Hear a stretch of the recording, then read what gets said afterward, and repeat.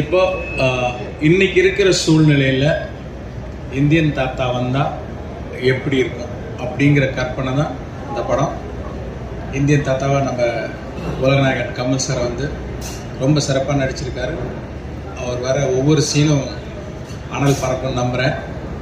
இதை இவ்வளோ பெரிய பொருட்செலவில் சப்போர்ட் பண்ணி தயாரிச்சிருக்கிற சுபாஷ் சார் அவர்களுக்கு என்னோடய நன்றி தெரிவிச்சுக்கிறேன். ஃபஸ்ட் டைம் அனிருத்தோட ஒர்க் பண்ணியிருக்கேன்.